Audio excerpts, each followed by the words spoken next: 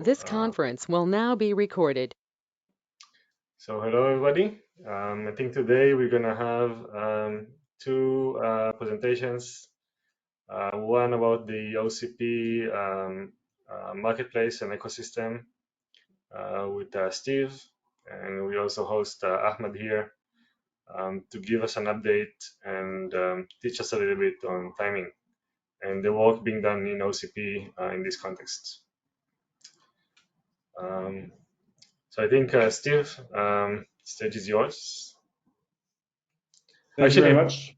Yeah, actually, Steve, before that, I guess just maybe um, kind of a quick update. The deadline for submission for the OCP summit in October is coming in a couple of days.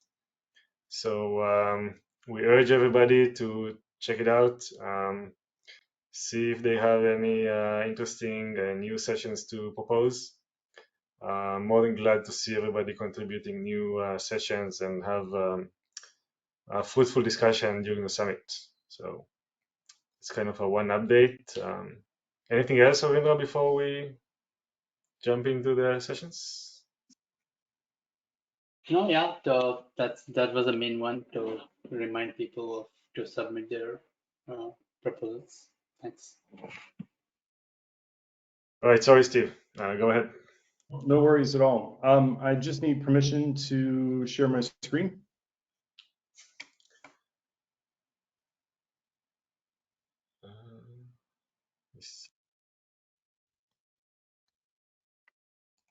All right, looks like you got it.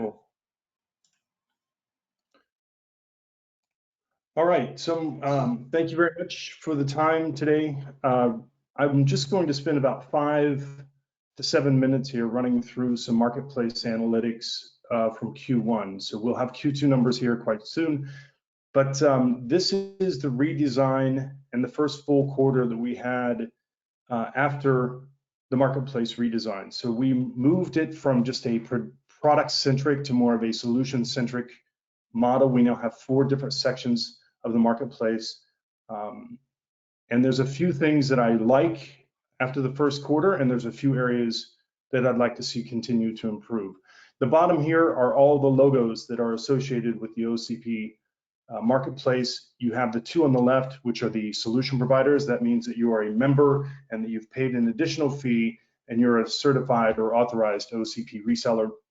The middle 2 have to do with product recognition, and the far 2 right on OCP Ready and OCP Experience Centers are primarily to do with facilities and also labs that we have around the world. So getting right into it, the marketplace itself accounts for around 9% of the overall traffic. So over 200,000 hits per month, or sorry, for the quarter. And the marketplace, in the past, that ranges between, say, 9 to 11%. So it stays pretty steady. But the important thing to note that it is a little bit higher than the contributions database. So those people that are making a contribution, if you would like to go that last mile and take that product to market using one of OCP's channels, this is a potential program. The marketplace views itself. On the left-hand side, you will see a table. There are 4 sections to the marketplace, and you will see the corresponding views there. So 60% of the views still go to the product's specific section. And then telecom and edge and integrated solutions are quite similar. And then the facilities and services are brand new. So that is early days yet to see how that continues to grow. On the right, the primary countries that are visiting OCP Marketplace, these don't change that much either. At least the top 5 or 6 do not. Some of the bottom ones move in and out. But what's interesting about this is China and Russia continue to be in the top 5, and we have no localization there. We only have 1 or 2 small resellers in Russia, and we still get quite a bit of traction relative to other countries. We're now approaching over 200 plus listings on the marketplace. That includes across all 4 of the sections, and we are seeing a bit of an increase quarter over quarter. Of the top 20 that are viewed on the marketplace, there's a few things. The legend is on the right, whether it be a product, an integrated solution, or telecom and edge. A third of these are networking type of products or blueprints. So for example, the first one there that I've highlighted, ONF 5G LTE. That's something we worked with ONF on one of their blueprints to make that blueprint and call out the OCP specific recognized products that would go within that blueprint. Other things are not only on the telecom edge side, but also on the product side. So if I have a network switch that is also telecom focused, it will be listed in the product section and in the telecom and edge section. So it will have a dual entry there. A cell site gateway router is a good example of that. The Nokia front haul gateway has some decent traction. And then another tip blueprint at the very bottom, rounding out the top 20. So a third, I think that this has been, the cell site gateways have always been in the top 20 ever since they've come out. So it seems to be a very popular thing to look at. There is one thing to note here, that there's only one open rack version compute server in the top 20. Everything else is a 19-inch oriented compute server. So I wanted to bring that to your attention just to show you some of the trends. It's a primarily edge, traditional 19-inch. That has to do with two factors. One is, I think, the move in the interest in edge, and the other one is the lack of products that have come out on the open rack side from some of the vendors, which now will be catching up. So I know WeWin will come out with some things, and MyTech will come out with some additional 21-inch form factors. We do have an OCP Experience Center. This was launched in October. This is a program where it can be either a simple demo lab, it can be a broader OCP data center or an executive briefing center where I can try, evaluate, and test OCP style hardware. It can be just a component, or it can be a full rack that I want to test for a POC, or maybe I want to do some test and validation. We have two of these right now that are primarily networking focused, one in Stortis out of Germany, and the other one from Avis Networks in San Jose. What's going well? So right now, 56 networking products are listed. 15 of those in telecom and edge are networking focused, and we have over 8 blueprints. So I do see a surprising good interest in these type of reference architectures or blueprints in the marketplace. Gotten some decent feedback on the new UI and layouts, and we are now up over 40 solution providers. So 40 of the members of OCP have joined the solution provider program, which has access to the marketplace among other benefits. I like the telecom and edge overall views and the integrated solutions click-through rate. I'd like to see an improvement on optics. Optics is not quite getting the views that I would like. We have about 15 products on there, and they're around 80 plus views for the quarter. So I'd like to see that increase. And services are still a bit too new. I did a session in Global Summit back in October on how to go to market. I cover all the different benefits of the OCP marketplace and ways that we help those solution providers go to market. And the solution provider program itself involves a $4,000 annual fee. You have a link to 1 or 2 agreements. And if you have any questions about that, please email me, and I'm happy to walk you through more benefits of the program and how others are using it. And that is it. Any questions? So Steve, may I ask a question? Sure. So remember, like we were discussing, let's say for example, time cards. So yeah. Is that sitting just like I know, I just wanted to clarify it so it will be basically on the record. The time card. So let's say someone comes in and looks at, let's say, the open design we have for the time card, and then starts producing.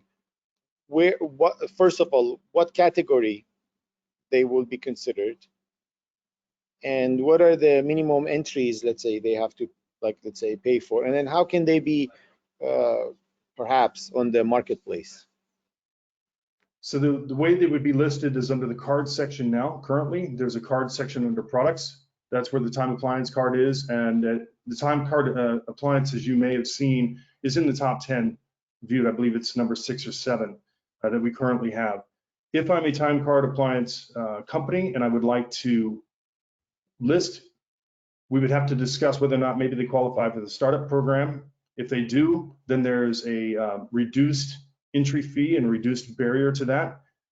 It's as simple as an agreement again and a description for the marketplace and a product and a contact information. If that company happens to be a more mature company and does not qualify, then we would have to discuss around ways that they can not only list that, perhaps some other integrated solutions. If they do not want to be a part of the program themselves, they can do what other companies have done and then use one of their resellers who are part of the program to list that product on their behalf. So that's a quicker way to market, working through a partner that is an OCP member and a reseller itself. Wonderful. Yeah, thank you. Yep. Barak, thank you very much. That's it. Let me know if you have any questions. No, excellent. Thank you, Steve. I took some notes. And again, the recording will be available for everybody. Usually, I think many people watch the recording actually. And yeah, thank you very much. And any question that will arise, we will definitely further discuss with you. Just once a quarter for you all. So once I get the Q2 stuff, I can do a quick 5-minute update as we roll through the quarter. Excellent. Thank Thanks you. again. Cheers. All right, Ahmad, the stage is yours. Sure. Can you give me permission? Yeah, I think Ravindra has the. All right. Yeah, all right. Let's see. Ahmad, actually, maybe if I may give kind of a quick intro. So I think one of the things we thought to do here is to, because we're networking and it's, sorry? Yes, one thing, I probably need to rejoin as you're going through things. So All right, sure. it's a surprise. I always use this tool, but I'm always the admin, so it never asks me. But now, it's... anyways, I'll be back. All right. Yeah, so a little bit of context, right? I think what we had in mind is that, we as a networking has a lot of relationship with other working groups within the OCP community. And we wanted to bring updates, news, thoughts from other working groups into this community. So we asked Ahmad to come over and present the work that is being done today for the timing working group. And so we're really happy to have Ahmad here with us today. And I believe we will keep on doing it with other groups as well going forward. All right, so. And now we have Ahmad back. Application here, there, done. Great. Works? Yes, it If does. I go like that, yep, probably better. Which one? It took the other one. That's fine. I'll just go in this one. Make it like this. See, get creative. Anyways, so thank you for having me. And so this presentation will be basically about PTM in general again, but I will try to go more on the applications and like what we can do, and then what is specifically, let's say, needed perhaps for this audience, for a network, like people interested, the special interest group in network, I will say. And we'll see like what we can do in terms of collaboration. So my name is Ahmed Baigawi, and I'm a research scientist in Meta, and I'm focused on precision time synchronization.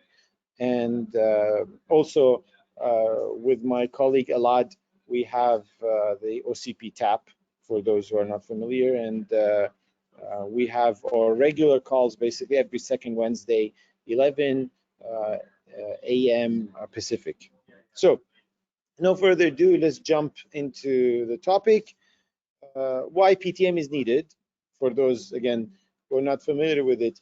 We will dig in a little bit more further, but in general, PTM sits in this chain of methods that when you put them together, you will have higher precision of synchronization all the way to the user land. And the precision I'm talking about is, let's say, assume less than 100 nanosecond for like in user land. And how we accomplish that and how we get to that is also another interesting thing. But the applications, I have some here, but definitely not limited to these. The biggest one is basically the distributed databases, which again, we'll allude to it a little bit as we go further, because there is this property cut linearizability, and you can like do a lot of optimization in distributed databases in terms of consensus when you have precision time everywhere available. And then the other one is distributed load balancers, where you have a lot of machines and then you have, let's say, some system that is in charge to spread the load between them. And when you have higher precision in time, you have better granularity, so you need less of, let's say, wiggle room to do the utilization. Usually these systems, because they currently run on nothing better than NTP, they have no other choice than, I mean, that's one of the things. I work on schedulers. Like, schedulers are really a mess because you're predicting something in the future. It's all projection basically. And so when you do things like, and it's a real-time process, right? When you do scheduling and you have some things that are out of your control, you always tend to go for maximum utilization of like 60-70%, because you don't want to have some spikes showing up out of nowhere, spontaneous things, and cut you off guard where you have like systems reaching maximum and then all the consequences that it comes with. But with PTM, you have higher precision in time, so you can have these tolerances, let's say higher, I mean, tolerances are less, like, so utilization is higher, let's say 80-90%, because now you have more control of things, and things that you can measure, you can manage better, and basically less spontaneousness. So, and then the other one, which might be more of an interest of this group, is this in-network telemetry, that if you combine it with precision time, you can do a lot of interesting things. Like, again, the same way you do the load balancing in network telemetry, you try to minimize the buffer usage as you go through switches and like fabric, and like this is basically in the network rather than in the system. But then you wonder, like, why PTM in the network? Well, the switches are also made from computers, and then now when you get PTM in the switch, so then the switch can also handle things much easier, unless the things are completely like based on hardware or ASIC, let's say in the ASIC of the switch, which again, to be determined how is time basically propagated there. And let's say in case of transparent clocks, things are really not that easy to solve, because the switch is really not like maintaining any synchronization itself to utilize that in the routing and so on. Anyways, so that is all like, definitely PTM has room into like that micro server to, let's say, provide like timing now in that node, and then like help with the routing and all those things. And then last but not least, in distributed AI systems, which again, AI has been a hot topic these days, I will give you basically two examples as we get through it, like toward the end of the presentation, which you can see what you can do perhaps with PTM. So now, overall, when you have PTM or any, like, precision time sync, you will have a window of uncertainty. If the window of uncertainty is negligible within the application you have, with the certainty that you're expecting, you can consider the timers. And let's say if you go with PTM, then it will be all the way in the, let's say, the ART timer of the CPU, always running timer, or TSC0. Or let's say if you don't have PTM, it will be, let's say, your clock underline real time, which is a Linux thing. Or let's say if you don't use any of these things, the PHC of the NIC, they will be considered pseudo entangled. This term is new, like I am coining it basically. So what I mean by the pseudo entangled is, if you have an event that happens concurrently on two machines, captures the value for those timers, they will be the same if these counters were like precisely synchronized and within the window of uncertainty that you're accepting. So now, keeping this in mind, you can use this basically mindset to solve problems when it comes to sync. And then there is another also subset of this, which you do basically solve for synchronization, like the frequency. So in this case, it's just sync. For sync, you basically consider things with pseudo entanglement, and this just opens up an entire way of thinking of how to solve a problem that's given to you. So now, what can we do, let's say, with PTM in general, like in the system? So inside a machine, you can have PTM basically used to synchronize between devices. Let's say you can extend it, like again, from the NIC, you basically get the time, and I'll show you another slide where like focuses on like where these different synchronization things are utilized. So between machines, you have, let's say, PTP brings time to the NIC, but then from the NIC, you get it to the CPU. But now when you got to the CPU, you can go back and let's say feed the GPU, or feed, let's say if you have USB 3.2, and then from there, so many other things, or an ASIC, and then the ASIC has some other things. So the way you do synchronization over the PCIe bus is PTM, basically, if you want to put it this way. But then not limited. Let's say you can use PTM also, just for example, I mean, there are applications for it. Let's say for USB 3.2. And now between machines, now because you have this uncertainty reduced from the NIC to the system to the user land, you can now correlate events much easier. And like I will show you an example again with how we can do correlation between logs. So as you log things, let's say in different machines, how we can correlate them in terms of concurrency.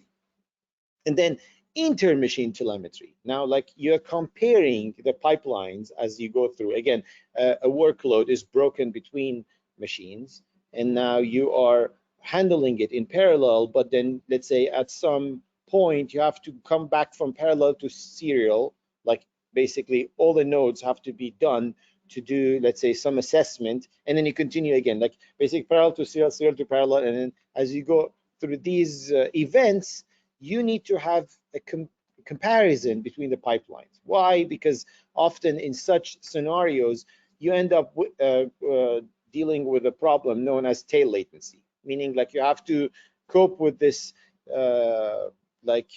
heterogeneity that is inherent. Like homogeneity is really just an approximation. Everything is heterogeneous. So now you go through this heterogeneity to, and again, as the number of machines also increase, also known as Amdahl's law, you will be basically just bounded by the difference between these machines. So the closer you can get them, or just measure it and then find the closer machines to, let's say, bin, the better performance you can have. Again, like your bottleneck becomes how different are these pipelines. And then align and calibrate. So now if you measure things, you can do alignment, you can do calibration by, let's say, introducing overclocking or various things, changing the workload or balancing the workload. And like last but not least, of course, linearizability, which can increase like the performance of the system by letting go handshaking with trusting a timer locally. So let's say you have two machines and they need to work in alignment. One way is they constantly check with each other back and forth as they go through some, let's say, routines.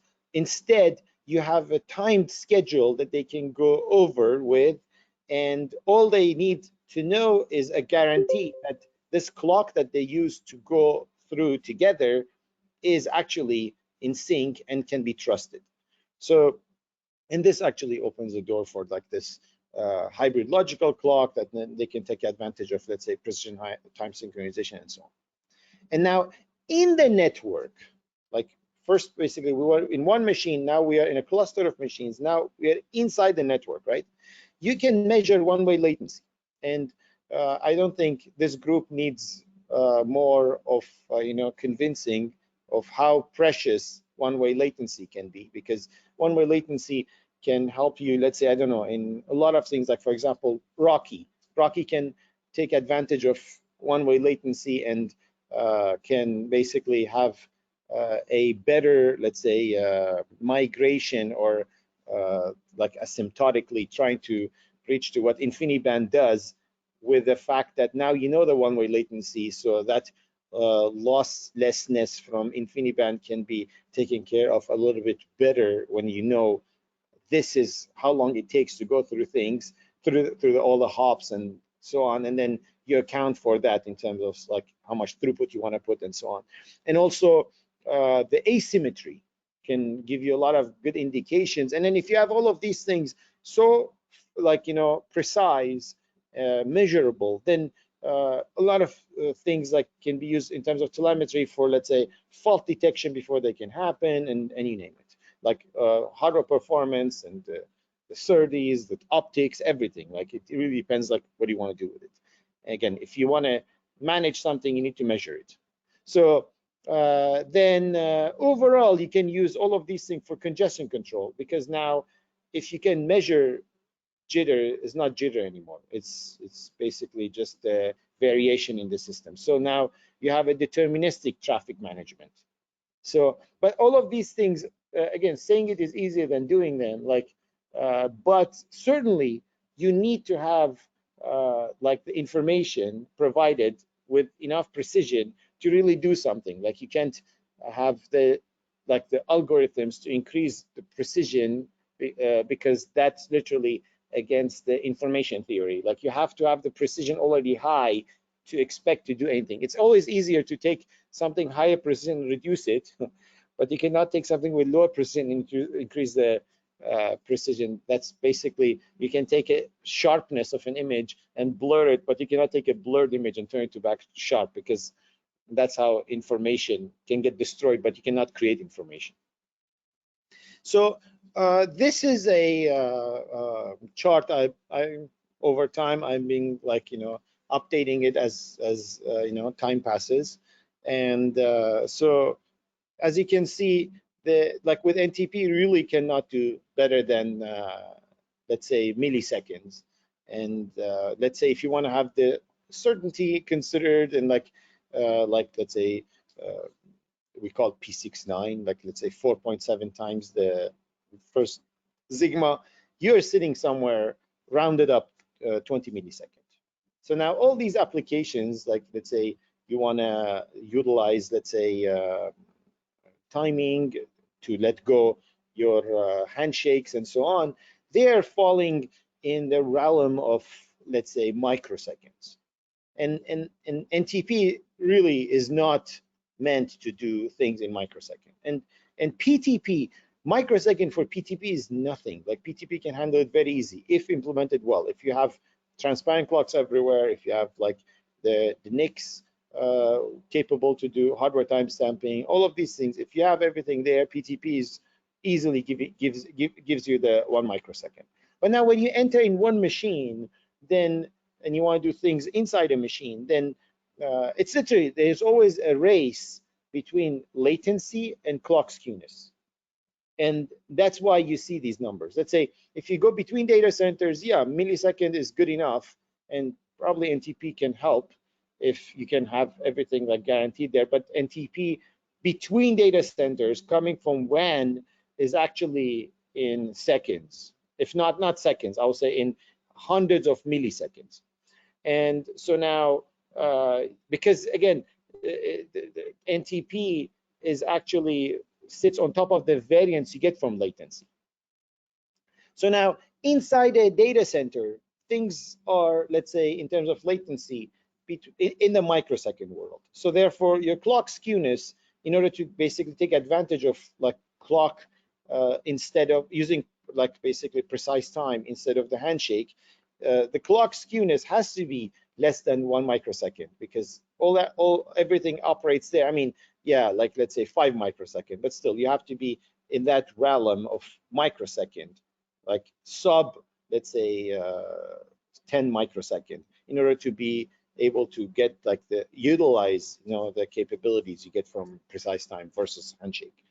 But now in a system, we're talking in the world of, let's say, hundreds of nanoseconds, if not like tens of nanoseconds. And that's like where you're pushing PTP to its limits. And then now you need to actually bring PTM as well, because it's not just you brought the time to the NIC, it's within hundreds of nanoseconds. Now how you want to get from the NIC to the system is really important.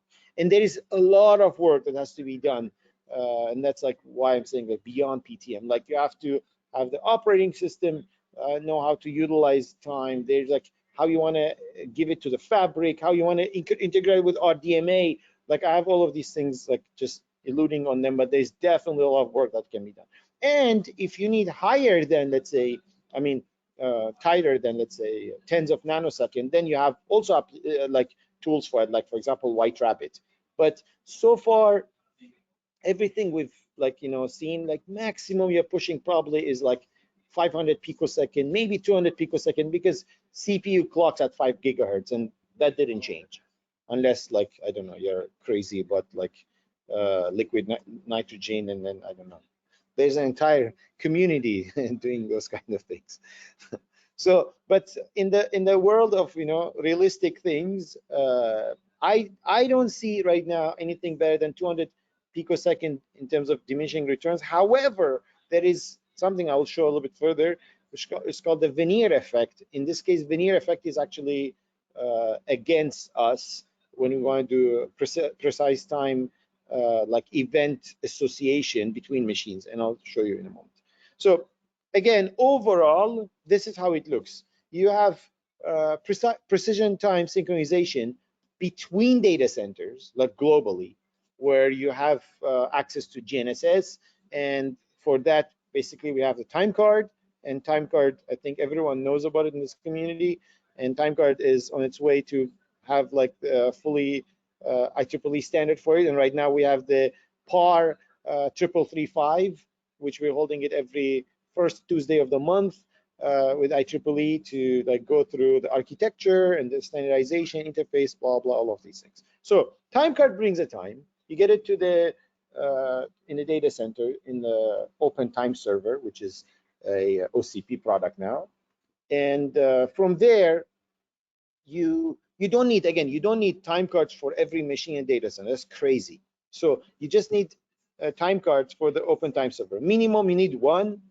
Let's say in our case in Meta we have like 16 for every let's say data center for a data hall, and then we have like a total of like, I don't know, something less than 1,000 of them. Like for a scale of Meta, you don't need that many. So I mean, it really depends on like how you want to utilize the network. But the thing is, like, why we don't need that many is because now we have PTP.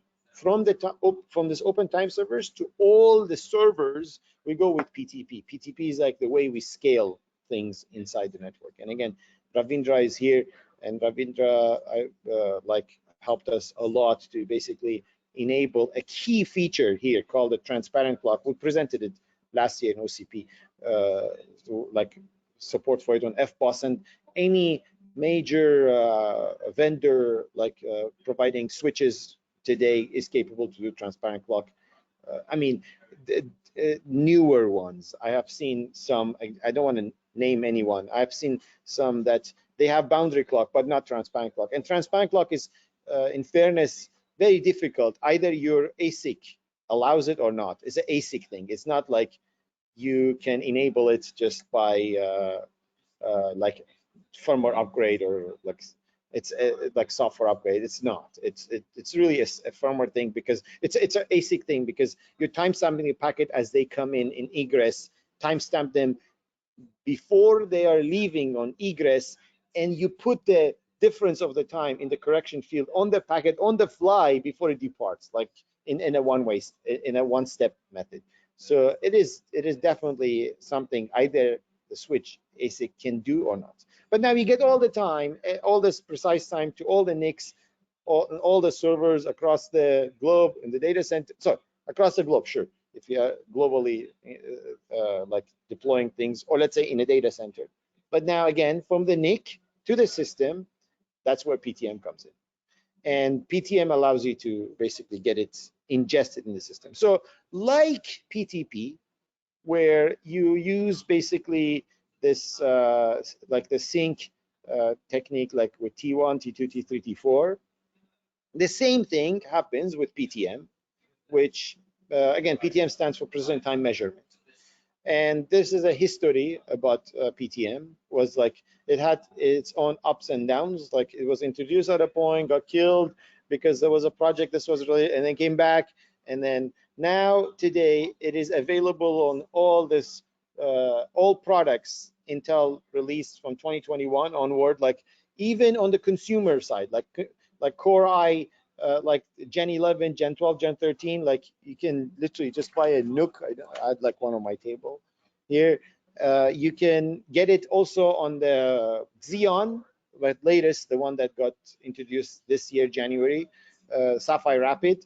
And hopefully other vendors are also catching up, and love to see it also on ARM. So we had conversation with ARM, and ARM, they're very interested in adding it to the standard. But again, with ARM, the implementation and the people who make standard are two different parties. But hopefully we'll have PTM everywhere, because it's literally a must. If you want to have precise time in the device, you can't just bring it to the NIC and hope things are done. No, you really have to go further up. And it basically relies on two parties. One is the root complex to do the timestamp of the PCIe packets. And then there is another like method where the root complex now needs to like sync the clock that's on the root complex with TSC0 or the ART, or ART is directly used on the root complex to do timestamping.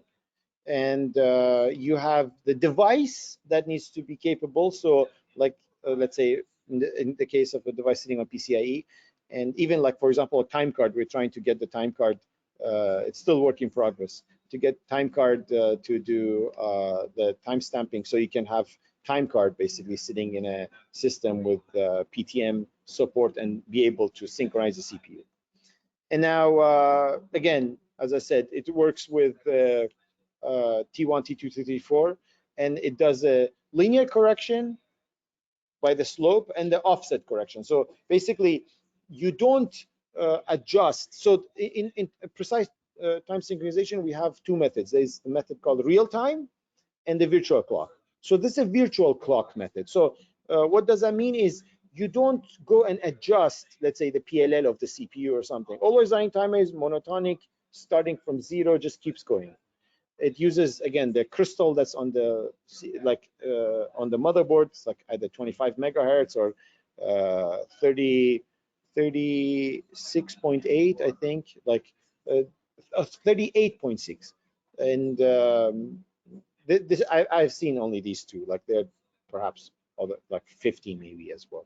So now that timer literally kicks into the system. There's a counter that keeps counting, and that's it. Turn on the system, that's always running timer. You never change it.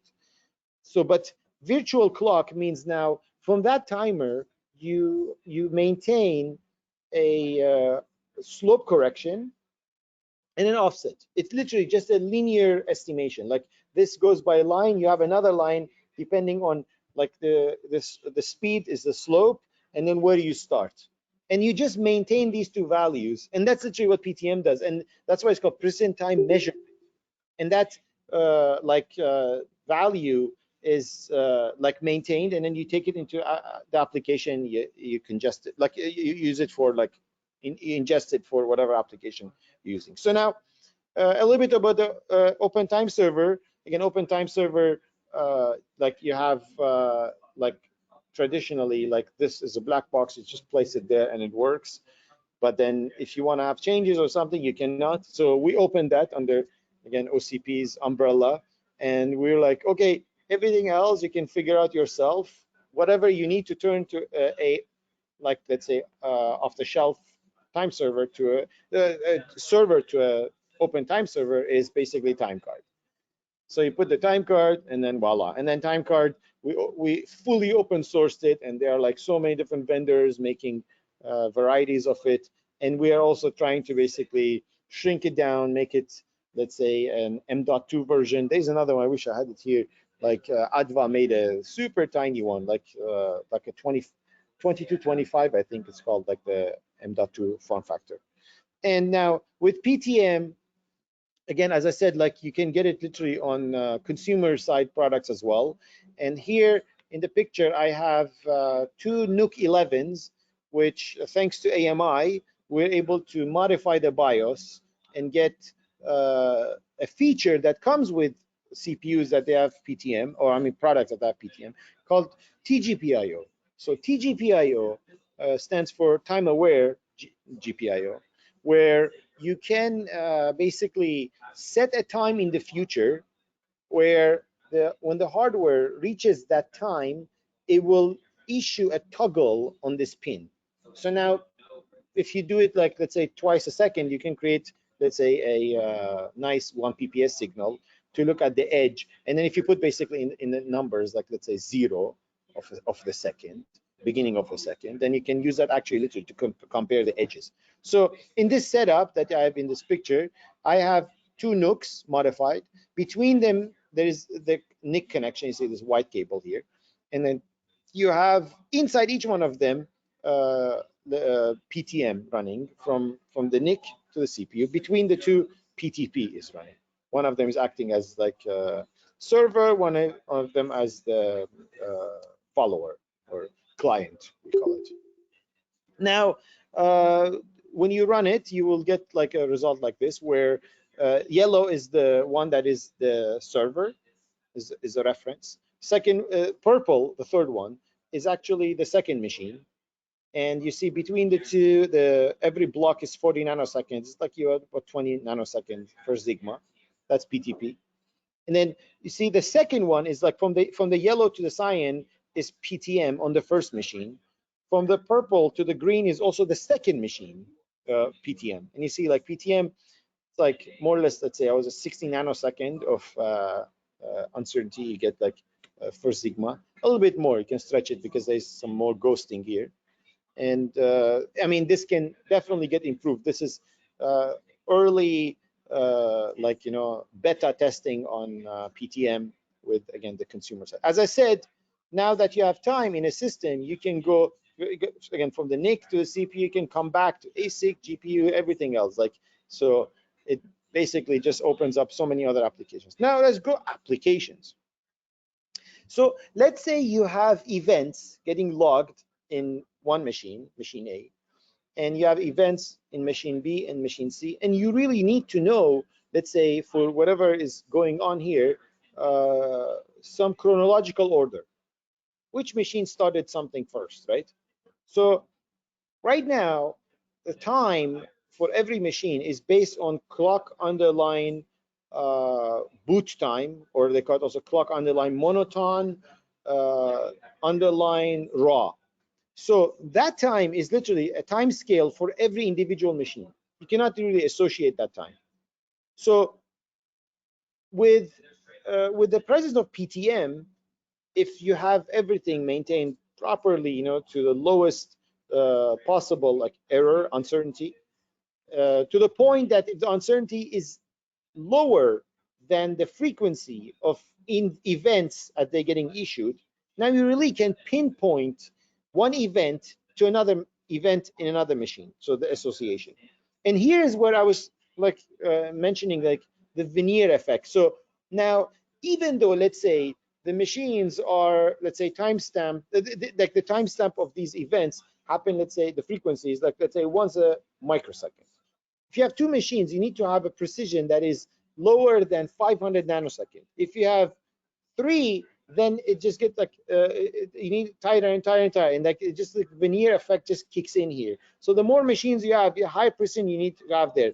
Why? Is because if you look at here, is like then you really need to know which one was the first, because you're taking one event and you're going across all the machines to have a chronological order. You cannot just it's not just a one-to-one thing. It's like a one-to-all. And when you go a one-to-all, you will need to have like this sliding of the time scale between machines into account. So for example, in this instance, this machine on the right started something first, and you're trying to find out, you see, because between machines there's no alignment on the pacing. Every one of them clocks at some different points. So that's why this difference between like finding which one was first can be much tighter than that frequency of like events as they go through. You see, for example, here, difference between like the very far left and the next one to it. It's much less, clearly much less than like the frequency that you have in every block for one machine, like the frequency of events getting issued. Another one is, again, the heterogeneity that I mentioned, like you have for every machines. Again, again, Intel people, ASIC developers like AMD, everyone, they know they give you the processors in different grades. Why? Do you ever wonder why they make i3, i5? Like why they don't make, like in consumer side, right? Or like in the Xeon ones, like why you have platinum, you have gold, I don't know, all these metals, why you have all these different versions. So or even like NVIDIA, like why is NVIDIA even bothering like making, like, I don't know, let's say in the consumer side, like 3060 and I don't know 3070, just make all of them 3090. Like why you bother? It's same silicon size, right? So the answer is because of binning, because you deal with statistics, you deal with like manufacturing. When you do manufacturing, and let's say in the CPU world, and you're aiming for a frequency, and with these number of cores, that's what you basically ordered of the internet and what you get, right?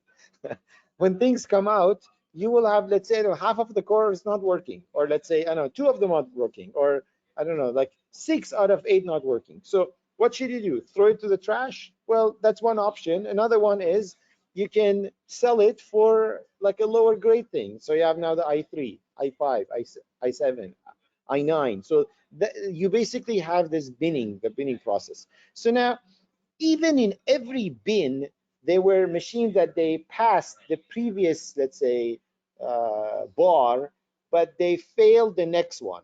So there is a huge variety between them. So even though, let's say, in this case, they can be CPUs, and let's say they're all, let's say, i7, there is a difference between them. Or even like, let's say, if they're NVIDIA GPUs, there's a difference, clearly difference between like in our measurement, they get like something about like 5% maybe of the runtime between different CPUs that are considered the same, and something about, let's say, 10% with GPUs that are considered the same.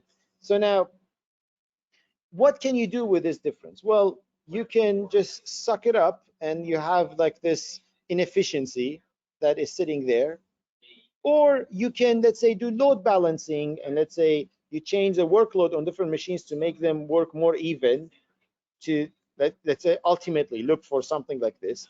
Or let's say you can crank up these machines if possible, like micro overclocking with just 5%, to have them also get together. And it's not only, this is the interesting thing, it's not only this the ASIC, the CPU, the GPU to blame. There's so many more things. Is the GPU, the CPU, is the RAM that is there, the cache memory, is the bus, all of these things. But easy to blame the CPU or the GPU, and perhaps like easier if you just have a way to, like, micro adjust the speed on that, and then you can get now, like, let's say more evenness between machines. So you strike for higher, let's say, homogeneity to get better efficiency and performance from your system.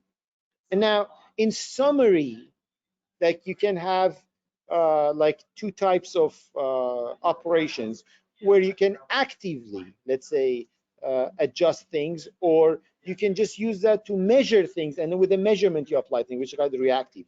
And then you can do things in phase for the sync, or you can do it for the frequency, like the synchronization.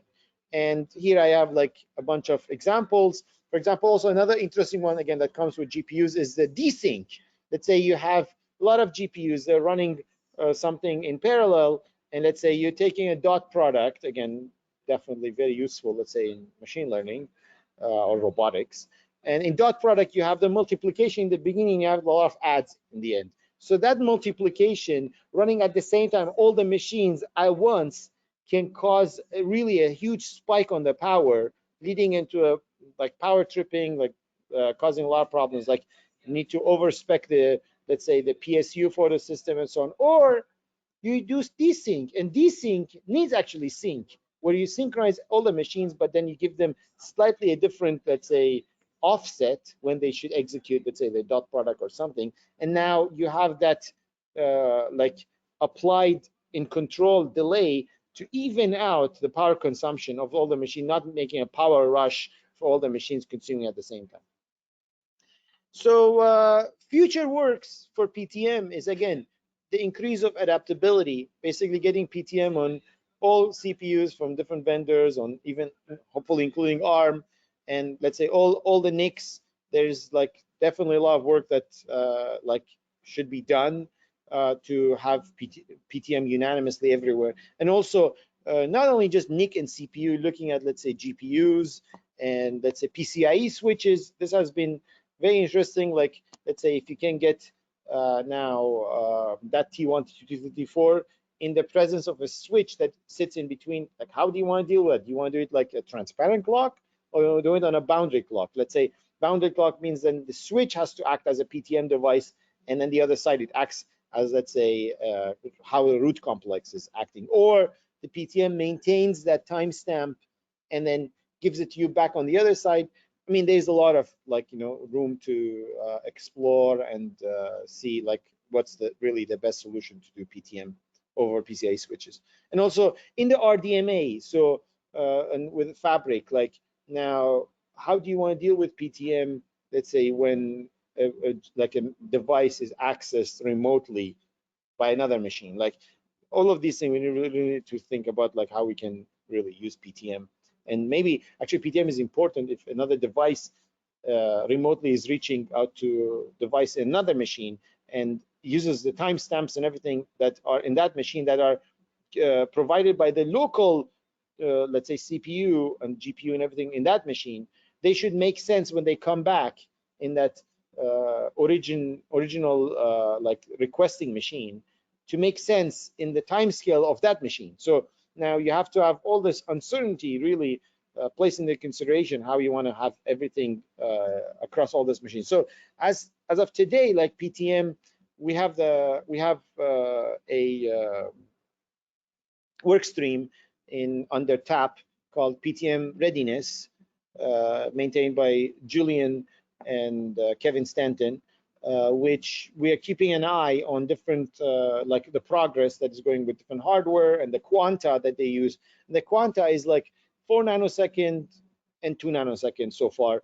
And like when you apply that, like you're at like 20 to 30 nanoseconds, like as you saw, like in the graphs I was showing you, like in the charts on the scope.